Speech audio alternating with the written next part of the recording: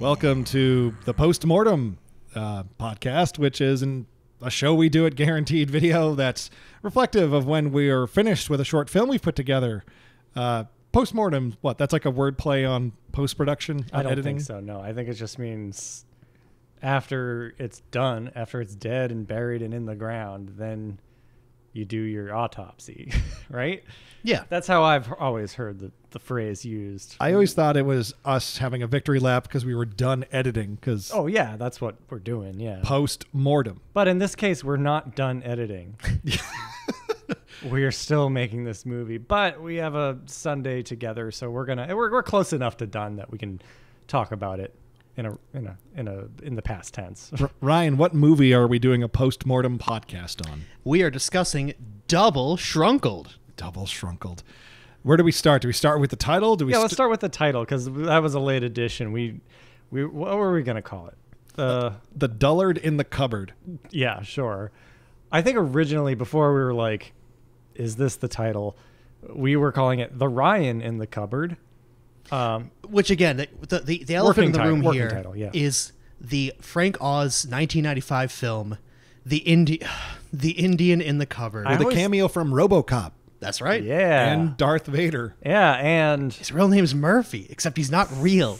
He's a RoboCop. But this film is aged like a bottle of fine milk. It is just not worth anyone's time. don't worry about it. But I mean, this has nothing to do with it other than No. a small person in a cupboard. And not even the Yeah. same kind of cupboard. This is a kitchen cupboard I think we just where came you back. keep your cup. I think we just came back to Indian in the Cupboard because it fits our branding, which is loosely 90s schlock bullshit. crap. Yeah.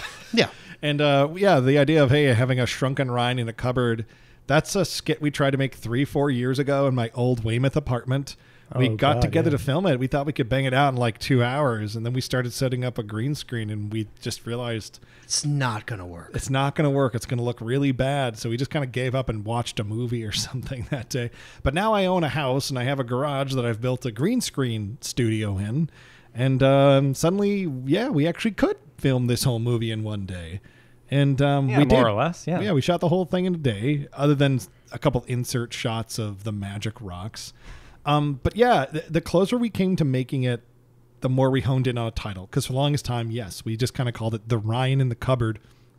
I came up with The Dullard in the Cupboard because I thought it was fun wordplay. Okay, sure, yeah. And then it almost rhymes with cupboard. Yeah. Yep. And But the more we said the word dullard, the less good we felt about it. The less good it felt. it has a real slur undertone to it. Like Ming, Neil's wife, brought it up to me once. Like, yeah, it just doesn't sound great. And I said to her, yeah, it's kind of. You could imagine picking up a TV guide in 1995 and going, oh, look, Forrest Gump is on. And the summary of Forrest Gump would begin with, a Southern dullard saves America.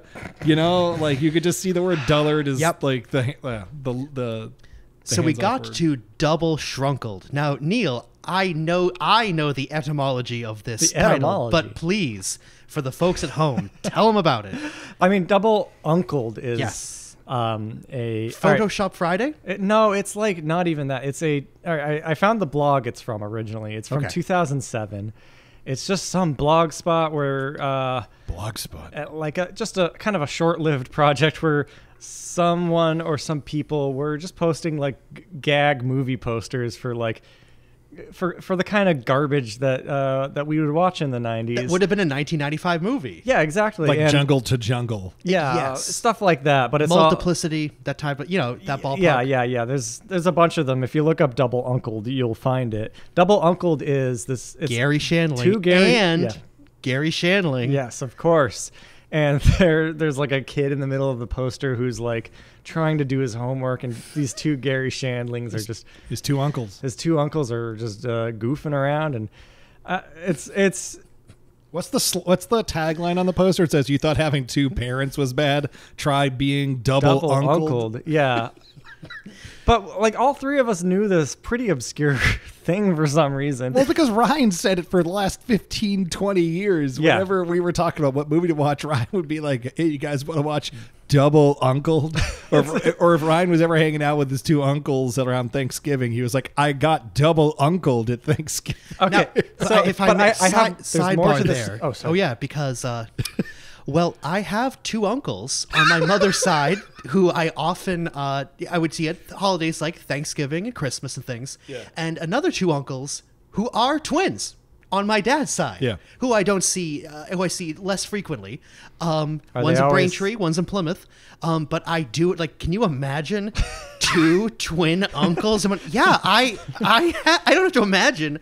I have two twin uncles. That movie's like hypothetically like some freak science experiment Can gone you wrong. imagine? Like Two uncles. weird science. Like, I think yeah, it's I have just- two uncles who are twins. Well, Gary Shandling is not this kind of comedian, too. That's why it's funny. It's because Yeah. Gary Shandling is kind of more highbrow. Than This is more of like a Christopher Lloyd Nadir of the Yeah, late yeah. 90s, like a My Favorite Martian. Ryan, let me ask you one more question about your uncles. Have you Sure. ever seen your two twin uncles in the same room at the same time? I can verify I have. Okay. yes. Was Okay. there a mirror? No, this is not a Michael Keaton multiplicity. There are. I swear to God. Did they ever- I'm not did they- going to name them for theirs. They definitely don't want to be part of this podcast. Did they ever give you the same present for your birthday? Like one of them would give you like a Donatello action figure and the other one would also give you a Donatello action figure. You'd have to do that at least once if you had a twin. I and you, certainly have Okay, the, well, the let's- same let's- baseline relationship with both. So I like need, one I would need know to. me I need better. to wrap up this because there is an impressive part of Double Uncled here. Yes. which is very, like as I said, a very obscure Photoshop. When I searched it, there's just one remaining duplicate of this image on Google. If you Google image search it, but some years ago, you guys know the band Anamanaguchi, right? oh, of course. Chip tunes, they're great. At some point, I was like Twitter friends with Peter Berkman, one of the guys from Anamanaguchi. We were hanging out for some reason after a show, and I think Double Uncled came up, and to everyone's amazement, Peter Berkman was like, I made that image. And sure enough, I go to the blog, and his name is not on the blog, but one of the other pictures for Invincible Dad or something like that. One of the other fake movies has like all the credits at the bottom, the fake credits, and one of them is Peter Berkman, and there you go. Small internet. Anyway, I didn't ask him if it's okay if we kind of steal this title in a sideways way. We just asked a bunch of people, and Double Shrunkled is just funny sounding. You'd click on a link that said Double Shrunkled. That right? was the only apprehension we had about renaming it to Double Shrunkled. We had to ask a few of our friends, like, hey, that's good, right? Because the Dullard in the Cupboard did make everyone laugh the first time they heard it. But by like the third time you heard it, that's when the sleaze started to come in. Like, The it's not Bee even... Sharps. I just Yeah. think Double Shrunkled is fun to say, and Oh, it totally is. Yeah, and it's thematically appropriate in the story. A character does in fact get double shrunkled. and we both get shrunkled at the same time. That's right. So it's a double shrunkled. And we both become Gary Shandling. It's such And good art. there is a witch, so there's kind of a double toil and trouble Yeah. connection. Oh, I never thought of there. that. I thought of it when I was making the two words double, the doubles of the word double in green come together, and I was like, oh, it looks like double shrunkled. Oh yeah, which, it's all very deliberate. It's So- also two milquetoast science fiction family comedy conceits combined. Like, we shrunk them, and there's two of them. You put that together, and that's a movie. yeah. Now it's impressive. It's two milquetoast conceits. All right. So do you remember when the script came to be? I wrote the script. Yeah. I forget exactly how we broke it, how we came to the idea that I am Neglecting Ryan. Yeah, I'm neglecting Ryan. It's based on reality. I have terrible issues with procrastination and leaving things to the last minute. And my wife Ming, when I read her the script and showed her the video, she laughed, but she got a little angry. She was just like, "Oh, this hits a little close to home." She told me today, this is my life. Usually, I mean, it's more like doing the dishes and stuff, but it's Not unshrinking Ryan. But yeah, that was on my mind. That's why the script came naturally to me. I was just like, okay, if I found Ryan in my cupboard, yeah, it would be a case where I'm just like, oh, right, yeah, I forgot. We had this idea for, seriously, like 4 years written out, I think. I don't think you had to rewrite it, did you? Or revise it? I can't remember. Yeah, I think we had the script at some point, and then this year we were just like, let's finally do it. Are you going to rewrite the script? Yeah, I didn't really. We just kind of dusted it off. Yeah, well, because we had the studio ready to go. We have all the lights and such, and it dawned on us we could make this one very quickly. Yeah. And after High Moon, our last comedy sketch, last year, I wanted to do something with an actual script because High Moon we just winged it, and aesthetically it really popped. But I kind of regretted putting that much visual effort into a non-story. So I wanted the next thing we made to be something we shot quicker but had like a cadence to it beyond the look of it. It's got a script, but it is really just kind of some back and forth banter, and then there's a twist and it ends. Yeah. So easy to write, easy to film because there's a lot of standing in place, getting all your lines, change the angle in case you want to switch things up a little bit. Yeah. You guys started getting hung up right before we filmed about coming up with every gag possible involving props switching, like the scale of a Lego, the scale of the scissors. Like we started coming up with a laundry list of stupid stuff Ryan could hand Neil and vice versa. You only did 2 of those though, right? We did scissor and Lego. Yeah, just enough. At one point, like the button that you're wearing, that was the original thing that you would throw at me. Yeah, the button was in the script, not the and again, this to us, to the trained eye, the scissors and the Lego are not in proportion of how they work on my scale, and that's kind of on purpose. It's fine. I mean, I'm just amazed that you found giant scissors. Yeah. And the Lego is a officially licensed Lego container that's shaped like a Lego. I already had it. Yep, a red 2x2, nothing crazy. Don't reinvent the wheel. And fun fact, the joke in this movie where Ryan steps on the Lego, my 5-year-old daughter came up with that joke. It was just on the floor in my house, and she said, "Hey, Dad, look at this." And she stepped on it with her bare foot, and then like play acted like, "Ooh, I stepped on a Lego." Ow, and I was like, "Oh, that's a really clever joke," and it totally fits. And she treated like the 1x1 foot Lego as if it were stepping on a Lego size Lego. Yeah, I mean, that's one of the first things you learn about Legos is you step on one with a bare foot, you're in for a world of pain. So anyway, we wrote the script, we got together, the button that Ryan's wearing and the Q-tip I made the day of, kind of just with stuff we had laying around. Yeah. I'm glad I did because I really wanted you to look like a borrower. The borrowers, yes. Thank you. And I even asked you, do you want to do your hair in like the weird little buns that... but no, that's fine.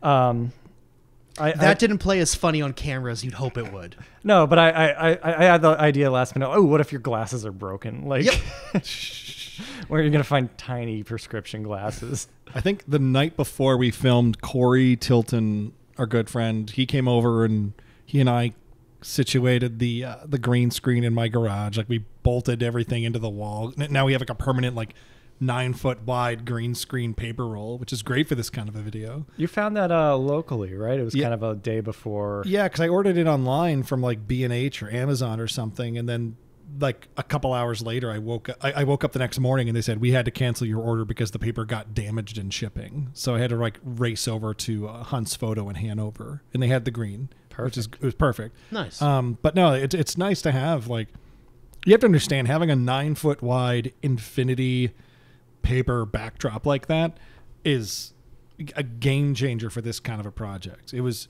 a really fun thing to film. And a couple of years ago, before our flying car movie, Shitty Shitty Bang Bang, production on anything involving this much effects for us was a freaking nightmare. It was so stress inducing. And the last couple of these we've made have been way more whimsical the day of. We were cackling like idiots the entire time filming in the studio space because you have a much easier time lighting and framing. We're shooting 4K. We decided to edit this at 1080p, right? So when we shot 4K, we had, what was it, like 4 times the resolution necessary for the final video. So we could like crop in, crop out, like digitally move Ryan around and just cheat, frankly. And you're right, the full 9-foot green screen. We're used to like our 5 to 6 foot pop out, you know, the kind of fold up green screens, which means you are trapped in that frame. There is no wiggle room. There's no room to move. There's no room to breathe. Yeah. And going all weatherman. Well, because we never had like a permanent Weatherman style. large space we could stage lighting in like that, or Yeah. good microphone placement. That, you know, we're used to having to rebuild and break down our sets all in the same day. And so you would build up everything, which would probably take like 2 hours to get right. Did we mention, I mean, you bought this house specifically because it has a large, like 2-story garage. Like a barn ceiling garage Yeah, that we could do productions in, like, you know, like our talk shows and stuff. And we're starting to use it. And yeah, it does make a big difference that we're a lot less gun shy, I think, right now to get together to make stuff. And this video is like Exhibit A, because we shot the whole damn thing in a day. We still had food. We still like hung out and like watched TV. I don't know. This isn't that exciting for behind the scenes material, but it is nice to not have to dedicate 3 days to film something like this. I mean, that's how it was when we were 20, Yeah. Yeah. which is nice. So, right. So, So Neil, you got a shot list in front of you. I do. I'm kind of looking at the shot list too. Oh, this is I the guess. the VFX Excel sheet I made. This is, but it's kind of a rough guide to the movie. Yeah. I guess the title animation, I did that. We kind of both talked about like, what do you envision for the title of Double Shrunkled kind of coming together? Yeah. And like, obviously, I'll have a shrinking effect. I'll have the word shrunkled shrink into its final size, and then double will come out doubled. We both basically had the same idea. I made it a little too long and a little too smooth, but what do you think? Do you want to keep it? I think it's still a little slow, but I love that it evokes the mid-'80s special effects vehicle opening title sequence DNA from Hollywood around that time. Yeah. You turn it on and you immediately know, like, oh, this is like Honey, I Shrunk the Kids, Oh, yeah, or almost like The Fly or something. Like, here's a movie that's like giving you some prestige up front because, like, we got the goods. Here comes Double Shrunkled. Here comes an effects movie. Honestly, it's just fun to make that stuff in Yes. After Effects, and Yes. I've gotten better at it over the years. It feels like a company logo is about to show up or something, but then it's Double Shrunkled. Yeah. And then it pans over, which is, I don't know. Right now, you have a temp track on it, and it's like this like stately, like West Wing style. It's the like, Back to the Future overture. Oh, really? Okay, yeah, okay. It's like a French horn. Okay, so Ryan's seen a few more. I mean, the three of us have made a bunch of movies together, but Ryan and I go back a little bit further than Neil and I with films. I used to use the Back to the Future overture as temp music in every video I edited, to the point, just because whenever I would think I need music to see if the scene works, because it's like an 8-minute song. It punches up everything. There's a segment in it that'll match anything, right? It Yeah, goes- exactly. yeah. It's kind of like an in joke now for me. So like I just threw it in there because I thought it'd be funny. It's cute that you didn't know that was the Back to the Future. Well, it's not the main theme that whatever. This Tell him, part's- doctor. But no, we got to get some other music in there at some point. The people listening to this might not have heard the Back to the Future version. Yeah, so I mean, we can talk about this right now because it's kind of the last thing we have to do before putting it online.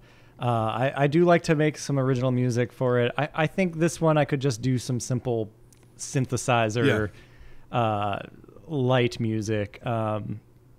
It's a very talky short clip. It's not shitty bang bang where we need orchestral wonder or anything. So that'll be good. There's no dread theme for when the bats show up. Oh, yeah. We got a witch. The witch, all that stuff came from the whole like, oh, Ryan needs to get some rocks back in a lake and there's a witch involved. I remember that came from a conversation. I just spit that out of my mouth. I said, well, we need some reason Ryan got shrunk and it should play into the forward thrust of the movie. This is like going back 5 years. But I remember going like, I don't know, like you should be helping him, but you're not doing it. That's pretty funny. That's a good like second thing going on in this movie beyond the special effects. Yes, the second thing. All right. So yeah, I remember when writing it like based on like, oh, there's rocks, there's a witch. Okay, there needs to be like an implied like game of Myst going on in the background that I'm working on. And I think I originally had like some more convoluted ideas about like the undoing the curse, but in the end, it is funnier if it is just simple and I'm almost done. I just need to do it, but I'm not doing it. I think about the folklore around like the volcanic rocks in the Hawaiian Islands of if you take a volcanic rock, you're cursed. Like it brings bad luck and you've got to bring the rock back. And that's nonsense. But but people swear by that because, first of all, returning the rocks to their original place, and they're not volcanic rocks. By the way, I provide, not to humble brag, I did provide a plethora of rock samples. That you did. Different sizes, shapes, colors, textures, because I can see returning the rocks. There is a precedent of that, again, in folklore, of returning the rocks to lift a curse, specifically rocks, because I can see that starting with magic beans, because magic beans are funny. And whenever magic beans come up, I think of like, I don't know, Mickey Mouse, the giant killer, you know, just nonsense stories. Magic beans, magic rocks. It's all fake, but all I got to do is throw them in a lake. And The Witch's Lake. The Witch's Lake. That's all. There's a Witch's Cave, Witch's Lake, Witch's Rocks. My favorite turn that you came up with, Neil, my favorite wrinkle in the plot is when Ryan at one point lets the audience know that Ryan wished for witches to be real. It is while you can be, That's a third act reveal. a self-awareness That's a of Shyamalan move. about procrastination. This is ultimately my character's fault. It's such a Neil thing to write because it's dialogue one of us has to say, and it's marble-mouthed garbage. I do that a lot. You and did I'm that very a lot sorry. to us. Ethically sound, smethically smound. Okay, that was like But 10 the boats years that ago. I You're bought still would be holding better on. boats than the boats that I built with the bits of the boats that I bought. Same script. I was going to Can't stand you. Wait, Anyways. those magic rocks, I had to film the magic rocks, the insert shots of when Neil looks over at them twice because I filmed them and I sent the footage to Neil. I said, here's how the magic rocks look. I put them next to a windowsill in my house as the sun was coming through some curtains to kind of naturally vignette them, to like give them like the spotlight, right? Mm-hmm. So like there's like this natural dark space around them so your eyes would be drawn towards them, because I knew we only had like 3 seconds to show the rocks before we had to get back to the conversation. We couldn't linger on rocks for too long. I sent Neil the footage and Neil said, this looks too nice. Mm-hmm. You make them look too good. They don't look neglected. And when you said the word neglected, that's when I had the direction I needed. I was yeah. So I went out and I went to a Burger King the next day. Excuse me, could I just have a bag? I literally said that. Bag. I literally, I swear to God, I was in the drive-thru of this Burger King, and this woman comes up on the PA for drive-thru, and she goes, "Hey, welcome to Burger King, where you rule. You can have it your way. What would you like today?" Oh, the poor thing. Really implying customize your order. And I said, "Hey, can I get 2 bags?" It's actually just meant 2 bags. Like, She came out with a bunch of weed. She just wasn't expecting, can I have 2 paper bags? Yeah. But she played along. I said, it's for a movie. And then I threw in the background of that shot a PS2 game with a GameStop sticker on it, because I want it was a copy of Manhunt. I looked in my video game collection for something that just looked like something that would be neglected, sitting around for months, perhaps years, untouched, next to some muddy boots or something. And then shot it with a long lens so it looked like you were looking at it from afar. Let's talk about the Chef Boyardee can. And we bought it, and I bent it with my hands. Yeah, so strong. I thought that was it was funny. After we filmed a couple days later, you texted me and you said like, I ate it. yeah, you ate the Chef Boyardee, and I was kind of disappointed. I still haven't shot all the inserts. Yeah, you're gonna have to get more. I already bought more Chef Boyardee. Okay, all right, you're gonna have to bend it. There was debate on what kind of Chef Boyardee, and you're like, well, it has to be beefaroni. Like, Bam, yeah, beefaroni. What else? Yeah, for the folks at home who don't see behind that's what a post-mortem is for. When I lean against, movie magic, when I'm leaning against the beefaroni, I'm leaning against a 2x4 held up by Kevin. I wish I thought about that shot in advance. I could have built you something to lean against, but we didn't think about it. We really were just clowning around in front of a green screen. And we kept coming up with ideas like, okay, yeah, Kevin, hold this 2x4, hold it. And I had to hold it as hard as I could. I put myself in that situation. And when Ryan leaned on me, I was doing everything I could to not move. It's kind of futzy, but no one's going to give a shit. It looks fine. Bingo. I'm thinking about how we're going to fix it right now. It's probably just going to be like a corner pin. Like Oh, effect. yeah. It'll be easy. Ryan's hand, if you look, is probably going to like squeeze and squash a little Yeah. bit, but it won't move. Mm-hmm. It's going to get locked down right Cool. onto that Chef Boyardee. There's some fun stuff we did with green screen. Like Neil, when he picks up his foot in slow motion, is actually Neil laying down on the ground. I love that. I love how that looked. I showed that shot to Craig Shannon, and he was like, "Oh, that's a really cool way to pull that off." He's a fellow filmmaker, friend of ours, and When we were trying to like, how do we light above? Like we faked the shot. Faking the shot is the best way to do this. yeah, just lay down. It's the one place we don't have green screen is on the ceiling. The sky. Yeah. Oh, right. I forgot the opening. I'm watching TV by myself. This was in my like list of stray movie ideas. Just have a movie open with somebody watching TV, chuckling to themselves, saying, "Wow, what a nutty professor." When we had that first rough edit put together, my yes and improv joke there was, hey, right before you say "what a nutty professor," make it one of the most famous lines from The Mask. Somebody stop me. So the second the viewer's mind thinks The Mask, someone says "nutty professor." Yes. Now, Kevin, you are the one saying somebody stop me, right? No, that's Jim Carrey. Oh, it is? That's Okay. James Carrey. Is that the same? Yeah, I downloaded it from one of those like moviesamples.com websites. Yeah.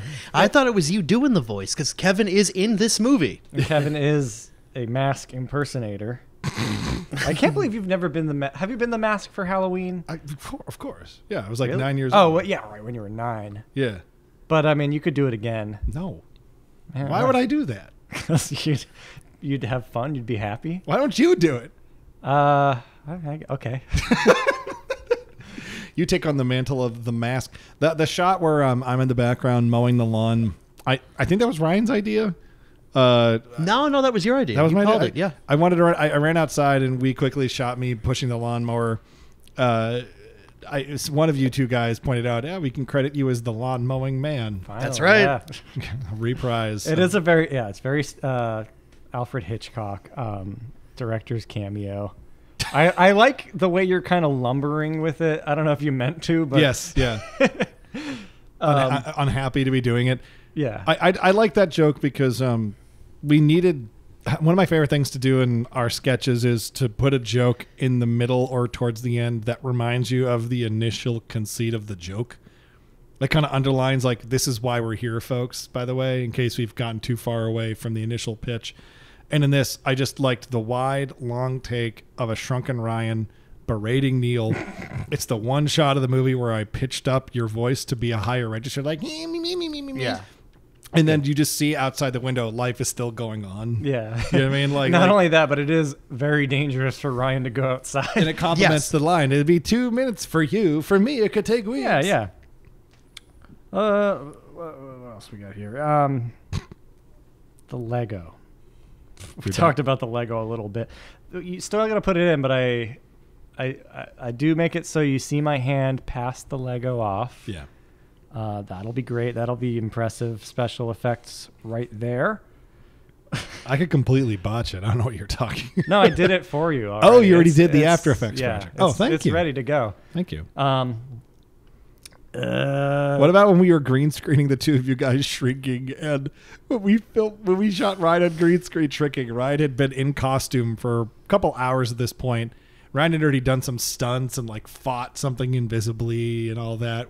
kind of hurt your foot? At I one was point? Yeah. bleeding a little. Well, you really put your back into the acting, but when you probably were given the direction, okay, and shrink, Ryan just kind of stands there. It puts his arms up and goes, whoa, and it's perfect. And then when we filmed Neil shrinking, I put Neil in an office chair, and we just Sucks. spun him around, and it hit me in the head really hard at one point. But it looks really funny. I had to speed it up like 500% to make Really? it look. Oh. Yeah, it's such a slow spin, the actual footage, and you can So see the funny. chair for a lot of it, and I'm whipping left and right. It's not like a central spin. Well, we It's- thought of the idea 10 seconds before we shot it. But yeah, I kept it in. It's fine. Well, thank you, because I thought it looked so goddamn funny. Especially if you watch it at full speed, which you'll probably see in this behind the scenes. Yeah. Just Neil kind of very briefly. And I'm covered in sparkles. I'm doing... Now, when we become shrunk, Yes. the effect is we become glitter-filled, magic-filled silhouettes. Evocative of, as we were talking about, the opening credits of today's special. I thought you were going to say The Leftovers, but yes, today's special. I didn't think of that, but I'll have to watch the Today's Special intro. That show was on. Oh, it's 100%, yeah. It makes Okay. me think of Starman, the DC comic book character that no one here probably has heard of. I don't I'm know thinking of Starman. the movie Starman. I'm thinking of the Bowie song, but so none of us are on the same page. Yeah, Starman, he's like this like cosmic superhero that like he looks like a black silhouette filled with stars. Kind of looks like the effect. But yeah, like we were talking about at lunch. I was thinking of just like Star Trek beams. There's Totally. multiple visual styles of that. But So yeah, we know the folks who made The Leftovers definitely watched because they reference the children's program Today's Special, and the people who made Today's Special from the Canadians, right? Canadians from the 80s. That show was on when we were like 3. Yeah, Nick Jr. very old. It scared me. It's a little, it's a little uncanny. It's weird. HR Puff and stuff. Well, not that trippy, but just a little, not the type of harder edges for kids programming than they have today. Totally. Yeah. But I was doing that and the dust effect, because you start slapping all this magic dust Yes. off. Particle of you. emitters. Yeah, just particle emitters, the ones that come with After Effects. Cordyceps. But weirdly satisfying to match the motion of Yes. those particle to like a hand wiping dust and having it like scoot out from the hand. So I like how that worked. For the sparkles appearing on our bodies. Excuse me, I got a burp. We contacted Industrial Light and Magic. No, but I wanted it to like just overlaying like random sparkles on top of like the green screen footage looks bad because it's like sliding all over us. If one of our hands moves, it doesn't move with the hand. I really wanted it to match the motion, and the way to do that in After Effects is like you use the content aware fill tool. Yeah. And like you take our green screen footage, you invert the alpha channel, so it's like filling in, and then you like add one frame of just like polka dots or something, and then it like takes that and then it does a data moshing effect. I don't know if you remember what data moshing looks like, where it takes something and then just stretches it according to your motion. Mm-hmm. And it kind of worked. I'm happy with it. That's like definitely the most. That's like the rare like faux 3D thing you can do in After Effects without getting like a whole entire plugin set up. But I'm happy with that. I also used the built-in glow effect in After Effects is lousy. Yes, So it's very old. so I spent like $50 or $100 on something called Deep Glow, which is just a better looking glow effect, and I use it all the time. I think you talked about sending me your credentials to log into it. Or I'll send you $50 so I can just so I can share After Effects projects with you and not have to like render them out. But it's good. Yeah, I used it. Yeah, it's all over the title. It's just a nice smooth glow effect. By the way, team, since we got lunch before recording, is it still rendering as we speak? Oh no, it's rendered out. Excellent, good. The run. I'll say this about the runtime of this one. I was worried it was getting close to 6 minutes. Oh no! And I just thought there's not enough meat in the bone. It is like if you don't speak English, if you were like just someone watching like just the visual language of the movie, I'm like it's just back and forth ends. So I'm glad we were able to tighten it down and do some clever stuff. I'm glad we got to do some inventive special effects. Ryan carries the humor of it in a lot of ways. Thank you. Well, because like you have to be so damn zany in this one. Like you're looking out for a spider that's going to eat you. You're carrying a giant Q-tip. Like that costume you guys whipped together like beforehand was perfect. I love that Ryan's barefoot. Yes. Yeah, I ended up wearing. So I That went to blazer. Savers, #Savers, our Savers. friends and allies, and found the biggest jacket, the biggest suit jacket, blazer, and the biggest pants I could find. And I realized, first of all, it's funnier if I'm wearing gym shorts, and it was a lot more comfortable because we filmed in the middle of the summer, because the pants were funny. Why would my clothes have shrunk at a different size than I did? to imply that I'm smaller than I should. It doesn't. It really doesn't matter. It's funny. That's yeah, why. it's funny. David Byrne. Yeah, David Byrne. Suit's big. That's big part suit. of part of the curse. But I realized upon actually getting in front of the green screen, if I'm holding up waist 55-inch pants the entire time, either I let my pants fall to the ground, which will not work, doesn't play visually, or I just can't do anything else with my other hand other than holding up my pants the whole time, and that will not work. So yeah, live and learn for the folks at home. We had to do some, not exactly macro, but close to macro photography in the my kitchen cabinet. I filmed on location. Filmed on location. This video is predominantly shot with a Tamron 17-28 f2.8 full frame lens on my Sony a7 IV, I want to say. We shot a lot of this 10-bit color too, because we knew we were doing a lot of green screen later. Yeah. And as far as lighting it, it was almost exclusively just these two Godox tube lights, the TL60s. They're these little handy tube lights. They look awesome. But when it came to the studio shoot, obviously we had to do a lot more. Like, okay, give Ryan like a soft fill light, and then give the green screen itself like some soft light to kind of abate those shadows. Yeah, we've all worked with green screens enough to know to like if you don't like, honestly, measure twice, cut once when it comes to lighting for your green screens. We still, because of the way we shot it, we actually had to make fake shadows for Ryan, because I thought maybe just maybe we could, get Ryan's shadow on the green screen and use it in the comp. And I did try that in a few shots, and it's too noisy and messy. Yeah. So we basically just have like a layer.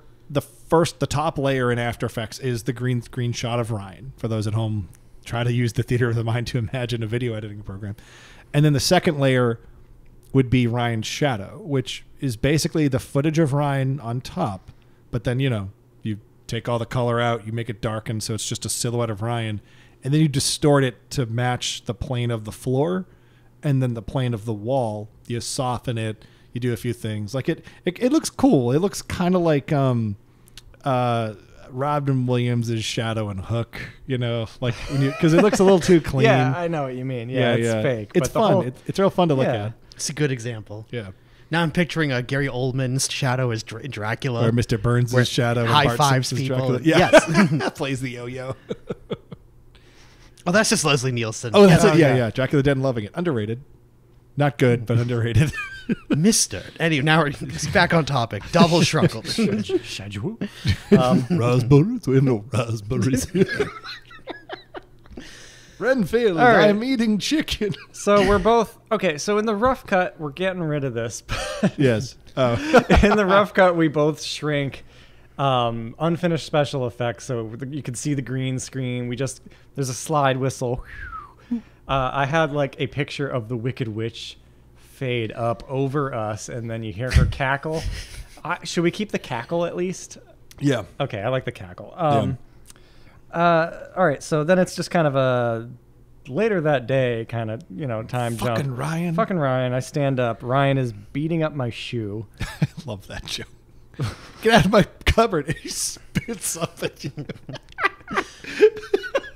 I love Ryan spitting because it hasn't sunk into him that he can't win. I know. He's like, no, get out of here. It's really good. You guys are just called Neil and Ryan again. We just whatever. When's the last time we wrote a script where you guys played people that weren't just your name? Barnabas and in Shitty Bang Bang, I'm Brian. Yeah.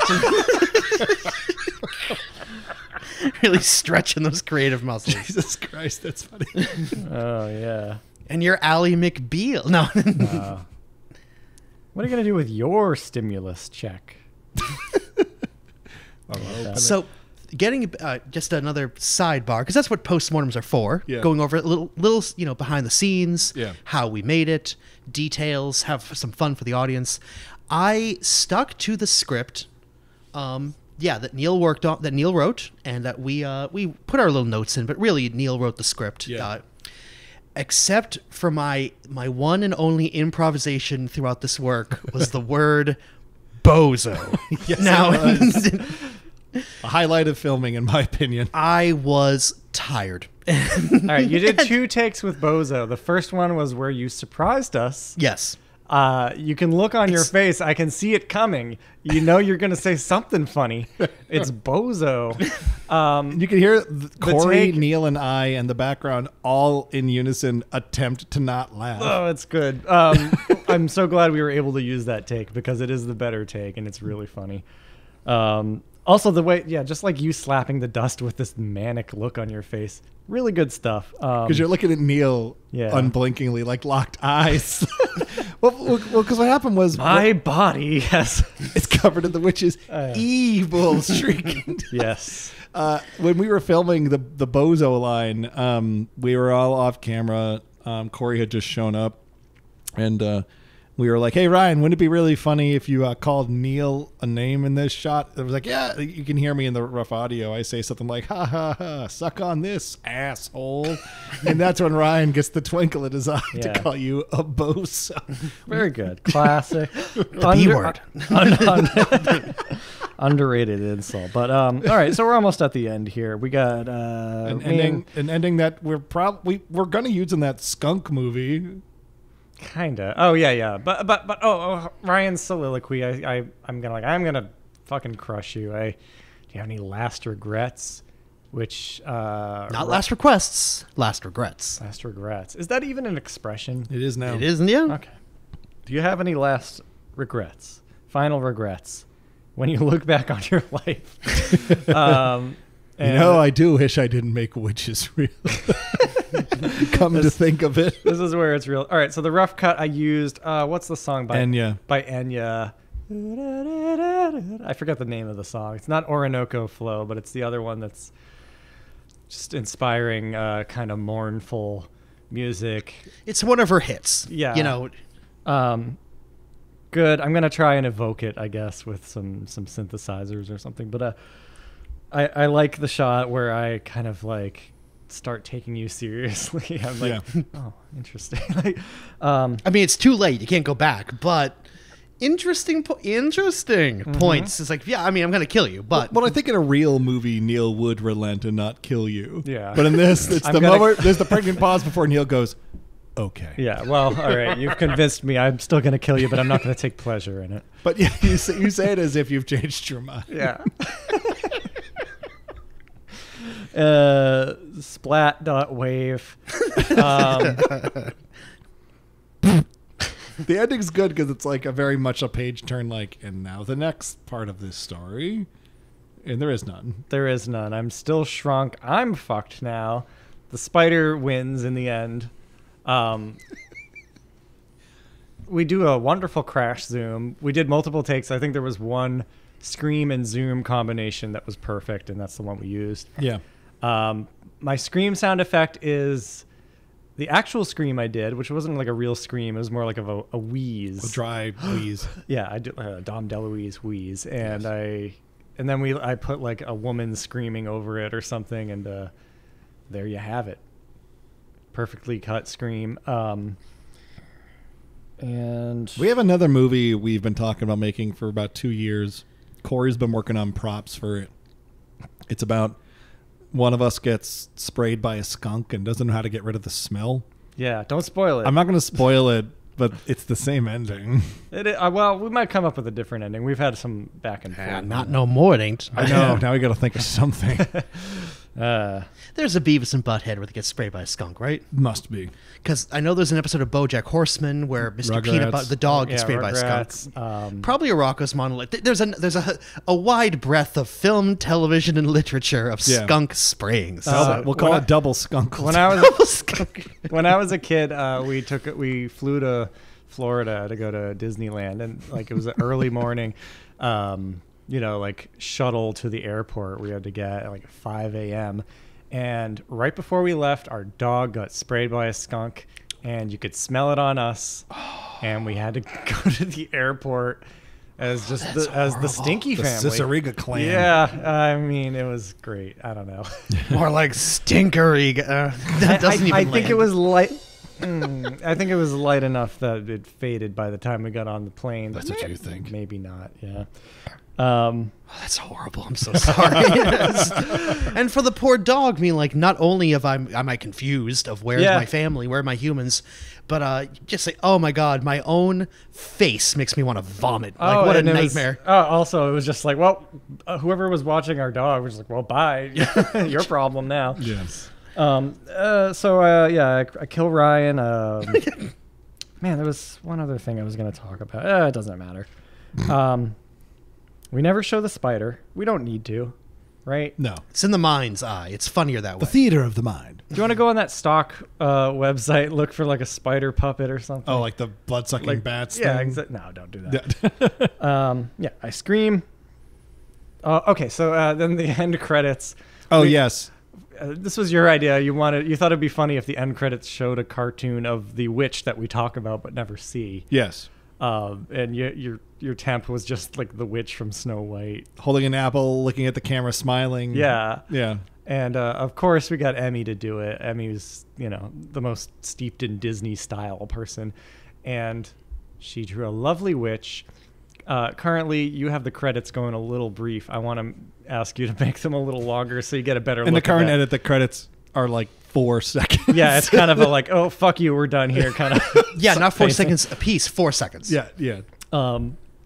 Really, Well, we based our drawing off Ryan's description when Ryan's angrily going like, the witch, green skin, carries a crow. Mm-hmm. It's a great, funny looking witch. My brother Ben modeled for the witch. Did he? I didn't Yeah, know. That's great. I'll You haven't seen this? It's Oh, great. I I've seen The Witch. I didn't know he modeled for it. Yeah, I'll show you the pictures of Ben like hunched over. So that's it. Anything else that we missed? That's a movie. Yeah, that's a good old goofy dumb movie right there. They don't make them like they used to. You won't find that on TikTok. No. But no, I'm happy with it. Yeah, in a world in which YouTube's ever-shifting demographic gets a little worse and a little worse every year, I'm glad that we are still generating content that's fun to consume on this platform. So For us. valid We're on a assessment. shrinking iceberg of millennials that like sketch comedy. That's true. I do like that this one is we're back to something a little more sketchy. I think although this is a special effects vehicle, we've been kind of focusing on humor that is like very visual and tropey, whereas this is back and forth jokes, cue card kind of SNL. High Moon was more of like an exercise in just, hey, let's make a good-looking movie. Yeah, we got to make something for Halloween, and the crack joke made us laugh so hard, and like the opportunity to make a werewolf, Yeah, you know, exactly. was like the temptation. We had so much fun making that one, but when it was edited together, as I've said before, I was like, oh, the writing really isn't here. It's just clearly us having fun. Yeah, this has a couple of jokes in it, like actual jokes. Written jokes. Written jokes. Not visual gags, which Yeah. are also great. Yeah. And I'm glad to have it. It's another subgenre we've crossed off the list. Shrinking. Shrinking. We made a shrinking movie now. We can't make another one. What? All right. So to cap us off, what are you guys? How do you feel about Honey, I Shrunk the Kids? Because I guess that's our baseline for this. Ryan, you go. Negligence. Just Do you like it? Is it a good movie? Oh, I do. Yeah. My biggest pet peeve of the movie is not that these families should be divorced, because I'm not just going to evoke the We Hate Movies jokes, because they hit it out of the park in their review. It's the fact that they really humanize and befriend an ant, and ants are just ruthless, monstrous little beasts that could be wiped off the face of the earth. I have disdain for... We should kill the mosquitoes first. What you're saying is that because of when it was made, they let the ants look like the ants are our friend. Like, oh, it's so sad when Andy died. Like, he's not Old Yeller. It's an ant. They're terrifying. Yeah, they're monsters. If the movie was made Soulless. like 10 years later, they'd be a lot goofier and a lot like more cartoony. And They that probably movie, befriend a big millipede. yeah. No, Or a ladybug. No, I think if they befriended an ant, I think if they kept that, if it was like remade or whatever, they would kind of Pixar it up a bit. You know, and they'd cutify it a bit, you know. It would be CGI. It would be like bad. It would suck. Yeah. Okay. But yeah, I like Honey, I Shrunk the Kids. That's practical effects, the fun, Rick Moranis. Yeah, I would definitely recommend. We've switched into just reviewing this movie. Oh, hey, whenever we do a behind the scenes podcast like this, we usually end up talking about another movie. Yeah. Like we talked about the Chevy Chase Invisible Man movie during our behind the scenes for something we did. I think it's Joe Johnston's best movie. I think Matthew Ferrer is really good in it, especially when he spoilers gets unshrunken at the end, and everyone's happy to see Dad's back, and someone puts his red baseball cap on him, and it's a little too big. Yes. Meaning that he didn't get fully unshrunken. Yeah, He's love like that. 99%. Yeah, it's like That's a when really old good people joke. shrink over. It's like I know I didn't know until that point of like you can't get that back. He's gonna be whatever. He's gonna be pissed off forever about this. No, that's a good special effects vehicle movie. Got a smaller dick. That's kind of the joke. That's It's the like, joke. that's That's it. totally the joke. Yeah, he's there's a going deleted straight scene where to the bathroom. Rick Moranis looks him in the eye and says, "Checkmate."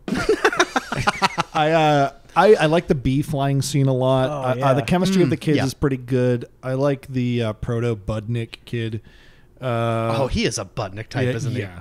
Not Danny Cooksey, but might as well be Danny Cooksey. No, that movie's good.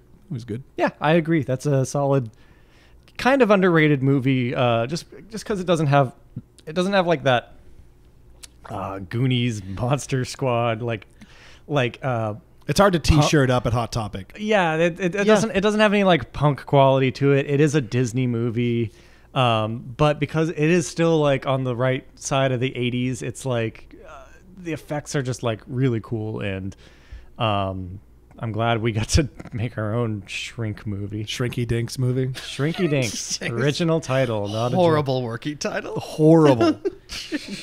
Well, And yet, in the end, he did in fact get a shrinky dink. hey, it's true. Final note before we hit the toad on this one. Thank you, as always, everybody at home, for listening and watching and having fun with our stuff. Joking, but honestly kind of not a joke. The writers and actors strike at the moment has absolutely nothing to do with this production, baby. This is just because us. we're going back and forth about making a joke about that in the credits, right? Well, we probably shouldn't, but I mean, well, I'll let you know that we were joking. This came out in 2023, but like, no, for real, we're like, how come they're recording? Like, guys, we are not in the unions. No. We will never be. Look at what we make. I mean, we're not scabbing, right? No scabs. Hashtag no scabs. Well, unlike the other Ryan Murphy. God damn it. And the other Kevin James. Really? Is he? Probably. I hope Probably. not. See, the problem is I know the other Ryan Murphy with the Kardashian. Jesus Christ, Ryan Murphy. Well, this was the Guaranteed Video Postmortem podcast for Double Shrunkled. It just came to me. I forgot the title until Double Shrunkled. I opened my mouth. I'm like, That's going to be the title forever. Double Shrunkled. Double Shrunkled. Sounds like a sequel. I one thing I forgot to mention is the way the title comes in. It's the word shrunkled first, so you're just like, shrunkled. Wait, what's this? Double shrunkled. Oh my God, they're playing with fire. All right, end the podcast. Good night, everybody. Good night.